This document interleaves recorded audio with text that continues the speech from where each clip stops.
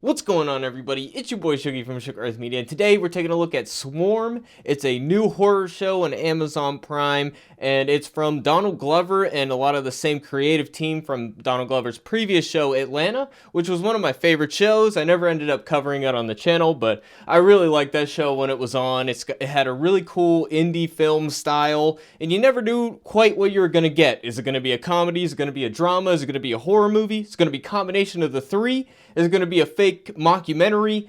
So that's what Atlanta was, and that's why I liked it so much with a likable cast of characters. Here we got a whole new show, and it's more of a mini-series. We got 7 episodes that tells one story, and it still has that same type of tone. There's moments of comedy here, but overall it's kind of a horror show. It's about stan culture, these parasocial relationships is what they call them, where it's your relationship with a content creator or a piece of media. In this case, it's a music artist called Nyjah that this main character on screen, Dre, is obsessed with. Now, it's a tragic story in the first episode, and there's some amazing performances in this show, especially from the lead here. She is absolutely amazing in this role, and her descent into madness in this first episode is one of the strongest that I've seen, and it's only a half-an-hour episode. All the episodes are about a half hour long,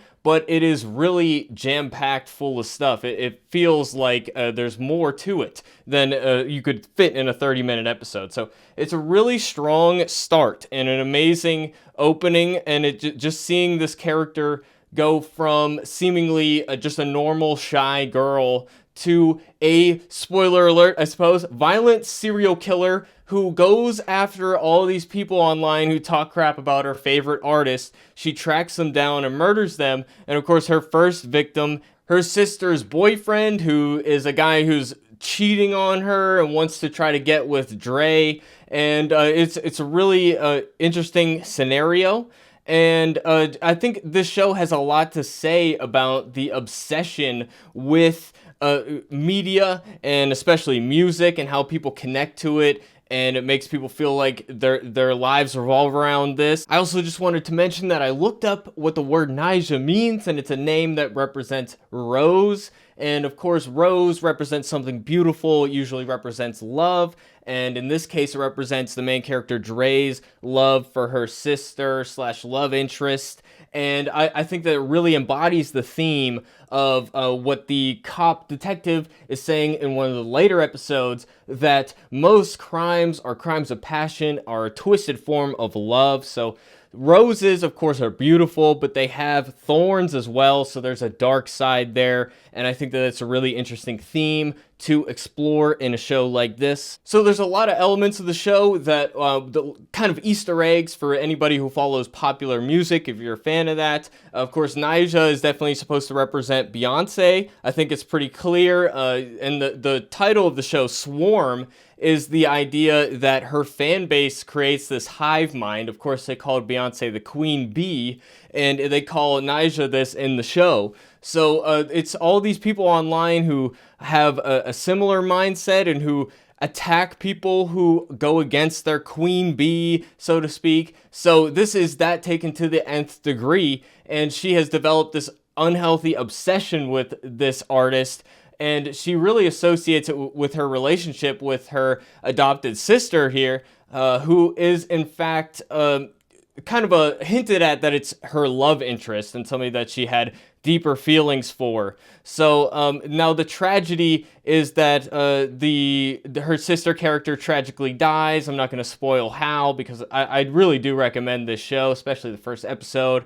And it's a tragic story. You really feel for this character at first, and then all of a sudden she's killing people left and right, and she's this horrific character that really represents how crazy people can get online and how obsessive people can be. And I really am impressed with this show. There's definitely a distinctive visual style to the show. It's got film grain. It's in a unique aspect ratio. So it stands out from the rest of shows on television. And I think that is true of Atlanta as well. And if you were a fan of that show, I think you will also like this show. I gotta say, overall, I'm not gonna spoil anything here, because it is a very interesting show. I think that the second half loses a bit of steam. I think they take it about as far as they can get. There are great episodes in the middle. There's a great episode co-starring Billie Eilish. She has a role as kind of a cult leader, and that goes kind of predictably. That's one of the things I would say about the show, is that it's not unpredictable, but I don't know that that necessarily detracts, because it's so interesting to watch it unfurl. That being said, I think they start to lose a little bit of momentum towards the end of the show. We start to get into more of Dre's backstory, which is definitely interesting, but not as visceral or as scary and frightening as the earlier episodes. So I would say that it does lose a little bit of steam towards the end. The second to last episode is actually a mockumentary about detectives investigating, or actually it's just one detective investigating Dre and the violence that she's left in her wake. And I find it that was a really interesting episode. I think the tone shift was a bit sharp, and it was a little bit too comedic, I think, even though I really like that detective in that episode. She's kind of the hero of the story, more or less. I did enjoy that episode overall, but I think maybe it was just a bit too much of a tone shift. I like that they were willing to do something different, and that is maybe a little bit unexpected, and I like that element of it. But especially towards the end of that episode, there were some meta references, kind of the show referencing itself. And the show, every episode starts with a title card that says this is a true story, and it's not a work of fiction, and resemblance to real people is intentional. I like that opening. It kind of reminds me of the show and movie Fargo, which is an excellent film from the Coen brothers, so I'd say it's inspired by that. And definitely this show does have a Coen brothers feel. I'm a Coen brothers fan, so I love that type of thing. There's some meta references at the end of the mockumentary episode. Donald Glover himself appears in the episode that he's directing a show about this case. I could have done without that element. And the final episode, while it is good, and I like how there's a longer period of time that the show depicts. You know, there's time between episodes, months between episodes. I like that element of it. And the last episode, it is a good episode, but it's probably the weakest in my opinion. And it's not as satisfying as it could have been. It's kind of made to be anticlimactic on purpose, but I was kind of expecting something like that. So the way it ended up and wrapped up was not as satisfying as it could have been, but that being said, it's definitely a worthwhile ride. One thing I want to add is that the show definitely does strain your suspension of disbelief in the fact that, you know, none of the murders were really discovered, and despite going into rich people's houses and murdering them, that there wasn't any security cameras or anything like that. And especially since there's a social media aspect to a lot of this, it almost feels like somebody else should have connected the dots sooner. Especially since Dre is using stolen cars and stolen vehicles, you would think that that would definitely not last very long. But the story is worth it in spite of that, and there are definitely cases where murderers and serial killers can go on for a long time. But I would say it doesn't really seem like the main character here is all that great at covering her tracks. However, it is still worth suspending your disbelief because it is an interesting story. Other things I like about the show is the fact that people sound authentic in the show, and that was similar with Atlanta.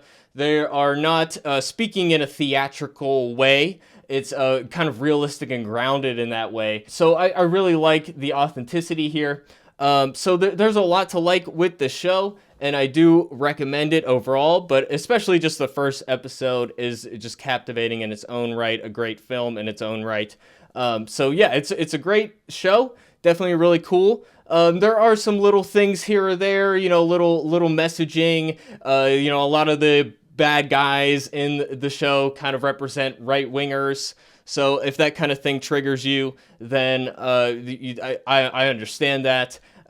Me personally, you know, I am more on that side of things. It didn't offend me. It didn't take me out of the show, but it's definitely worth noting. But that being said, it is a interesting show. It's definitely unique in the realm of television, and I always will look forward to what Donald Glover does next at Amazon, so I'm looking forward to it. And it's also worth noting that if you're a fan of Donald Glover's music, as I am, this is the first original music we've heard from Childish Gambino since 2020, so that's always great to hear, and it's a great soundtrack in general. That's another aspect of the show that I like. But let me know what you guys think about the show in the comment section down below, and subscribe for more reviews if you're interested in seeing more shows like horror shows and other types of shows. I'm kind of trying to branch out to other types of content, so let me know what you guys think in the comment section down below. And with that, it's been your boy Shuggy, and I'll see you in the next video. Thanks for watching, everybody. Peace out.